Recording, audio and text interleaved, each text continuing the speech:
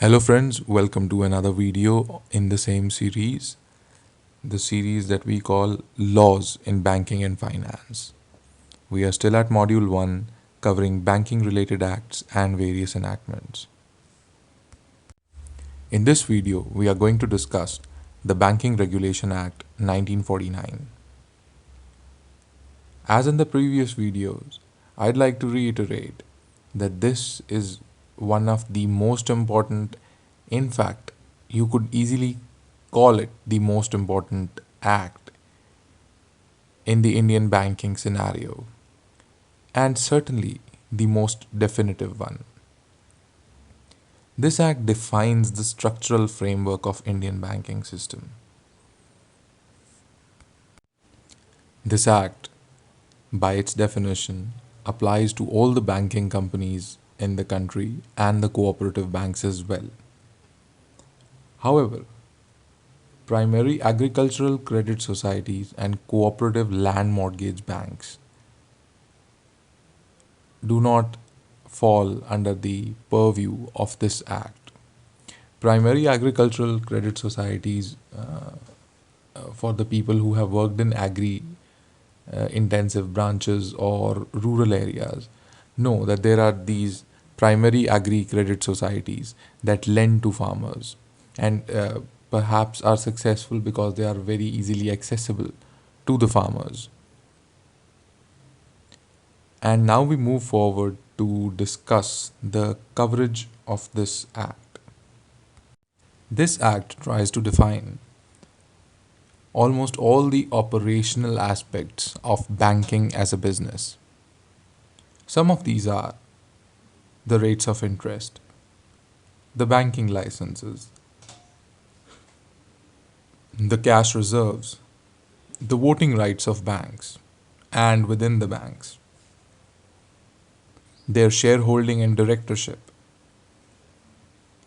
the loans and advances, the audits and inspections of banks, their maintenance of balance sheets, of course, winding up of business. Banks are the pillars of financial stability of an economy. So, winding up is also very elaborately defined and covered in the Banking Regulation Act. Then, of course, there are penalties for violation of provisions. We all can figure out why that is important. We will discuss these points in detail as we progress along in the videos.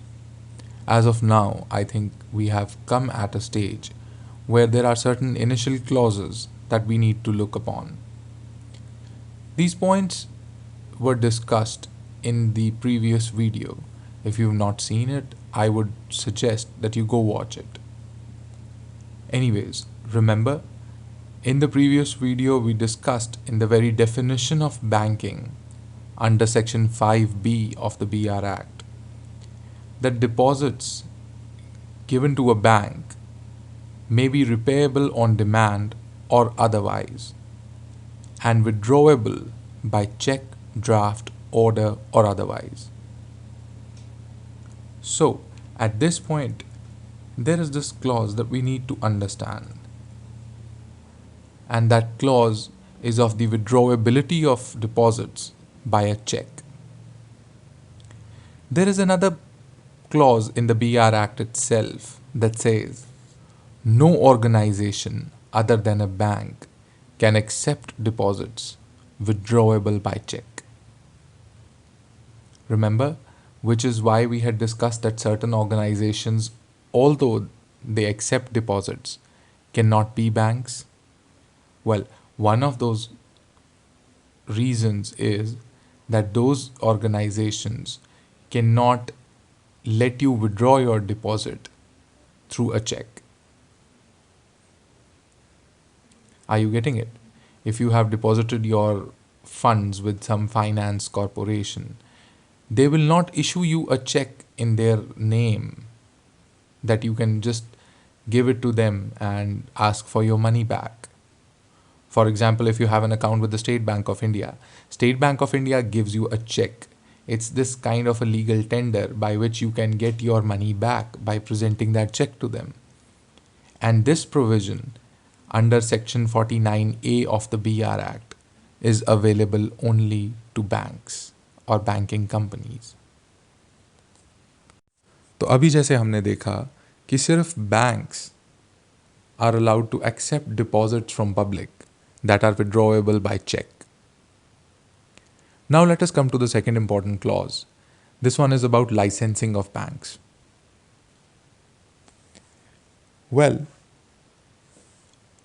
if you want to open your own banking company or a bank, the first thing that is important for you, besides having a lot of money, is that you must obtain a license from the Reserve Bank of India.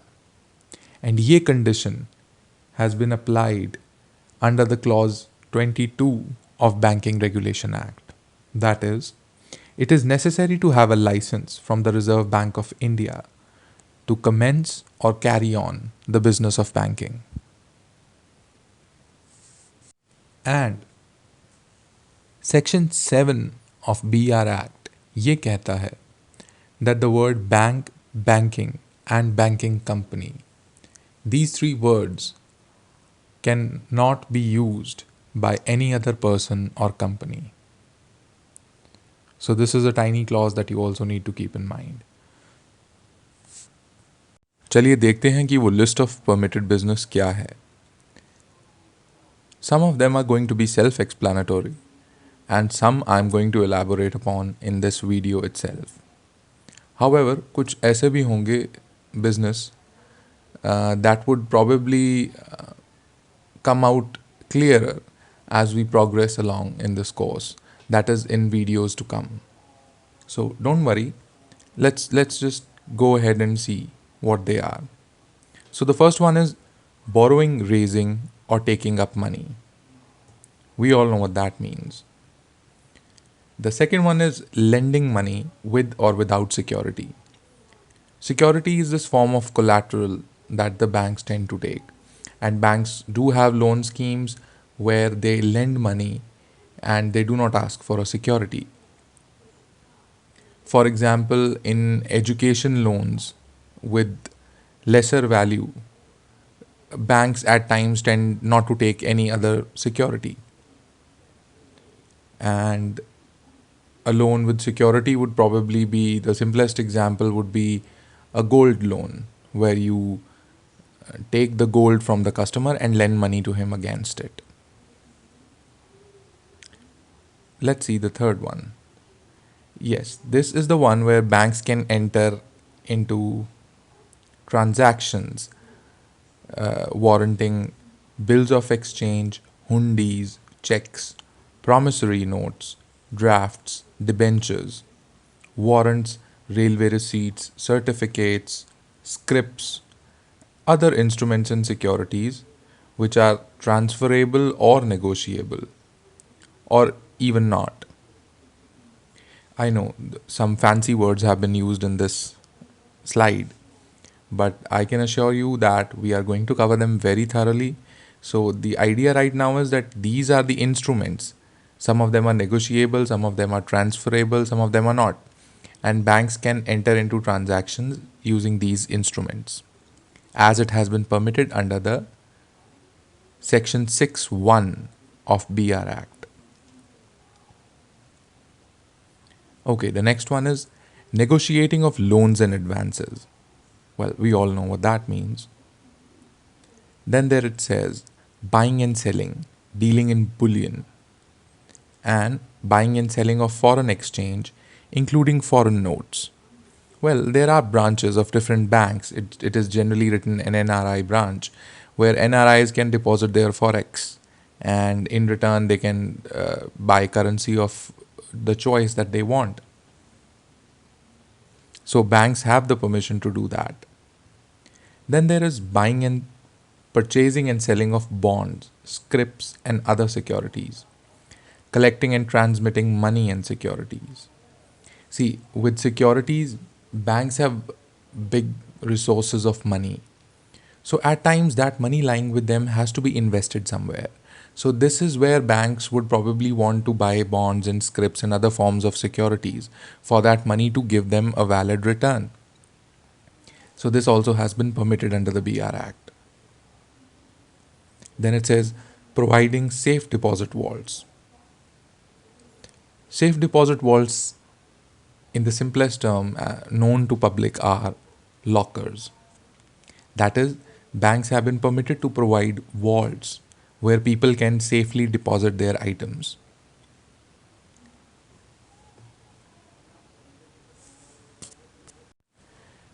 Oh, here's an interesting one. Banks are also allowed to act as agents of government and local bodies. By local bodies, I mean local civic bodies. This acting as agents is called acquiring agency business. So, under agency business, banks can contract for public or private loans and negotiate for the same, just like they do otherwise. They can also carry and transact guarantee and indemnity business for the government and other local bodies. Banks are also allowed to carry and transact in guarantee and indemnity business for ordinary public. See, the thing is, guarantee and indemnity को हम आगे चल के further detail में discuss करेंगे from a legal perspective, but I think by now, as of now, you would probably have a layman's idea कि guarantee और indemnity होता क्या है. It's almost the same as we see in products these days, the way they offer guarantees. So the next one is that banks can also manage, sell, and realize any property that they possess in satisfaction of their claim, and acquire, hold, and deal with any property as a security for their advance. See, I'll give you an example for that. For example, a bank has given a home loan to a certain customer, and as a security they have kept the papers of that home itself. तो अगर उन्हें उस loan से returns नहीं आ रहे हैं, the EMIs are not being paid, the banks have been authorised कि वो उस घर को अक्वायर कर सकते हैं, होल्ड कर सकते हैं और उस प्रॉपर्टी को सेल कर सकते हैं towards the realization of their claim. Here's this one thing though, they cannot sell that property and profit from it. They can only settle their own claims. Banks can also undertake and execute trusts. Trust एक ऐसा topic है जो अपने आप में एक अलग से वीडियो डिज़र्व करता है, and we'll discuss it in detail. But अभी के लिए आप ये समझ लीजिए कि बैंक्स को अलाउड है to undertake trusts and be their executors. And also for estates, they can either be their executors, trustees, or otherwise. Banks are also allowed to establish and support associations, funds, or trusts for the benefit of its current or former employees. इससे मेरा ये मतलब है कि the simplest example that I can give you is कि banks जो funds accumulate करते हैं अपने एम्प्लॉयज़ के बेनिफिट्स के लिए, at times the pension funds, the banks have been allowed to do that, to manage those funds, to create those funds and supporting associations. Generally जो banks की unions होती हैं, they are associations legally as bodies, they are associations of persons.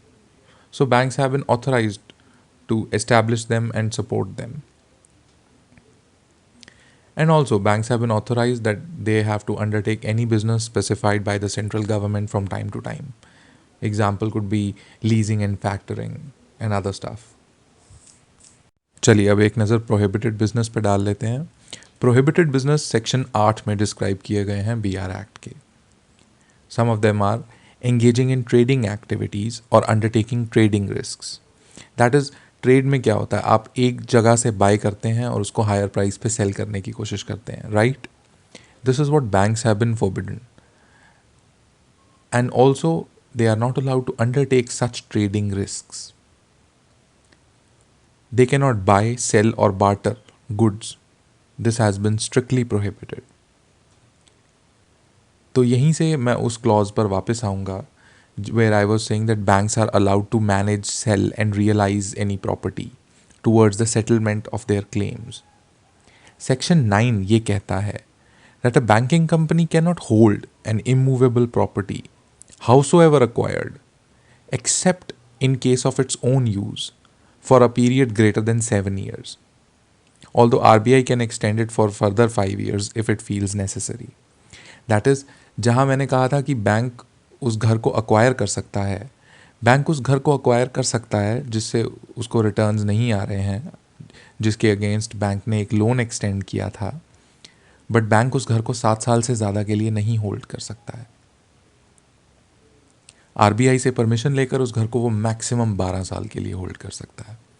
But basically banks are not authorise to profit from such enterprises. Like I said, अगर एक घर उन्होंने दिया है, उस पर 40 लाख का लोन दिया है, इंटरेस्ट लगाकर and other fees and charges add करके, banks claim on that house is 50 lakhs, and when they acquire it and sell it, they earn 90 lakhs. They are supposed to return those 40 lakhs back to the customer. Banks are not allowed to profit from such enterprises. And as of immovable properties, banks are only allowed to buy and hold them for longer than 7 or 12 years, only in the case when they are using it for themselves. That is, building their own offices and buildings. Let's quickly review अब तक हमने जो भी पढ़ा है. So जैसा हमने देखा कि the definition of banking was provided in section 5B. आपने पहले वाले वीडियो में देखा था कि बैंक्स को कैसे डिफाइन किया गया है. They are allowed to accept deposits from public, but such deposits may be withdrawable by demand, cheque, order, or otherwise. So this definition was given under section 5B of the BR Act. Then the specific clause of deposits being withdrawable by cheque and only banks being allowed to issue checks on their deposits was under section 49A, although there were some exceptions to it. I would like you to go back and note down those exceptions. Then, license for banking. The BR Act says a license must be acquired before opening a bank. This clause was provided under section 22 of the BR Act.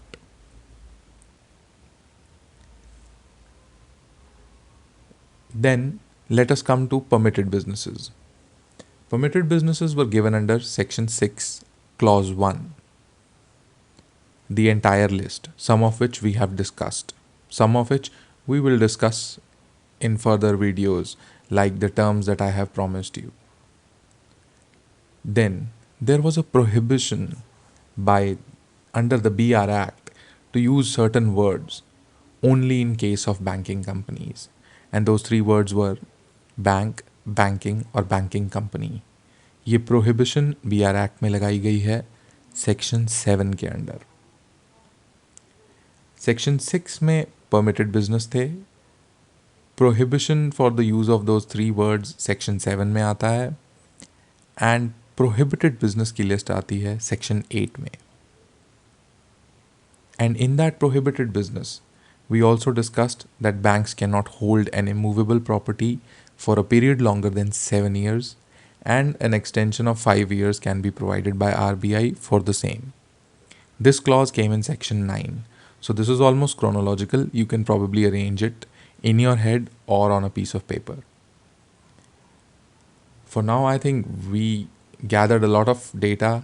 You would probably need some time to assimilate it. So for now, this is me signing off. Thank you. Thanks for being patient all along.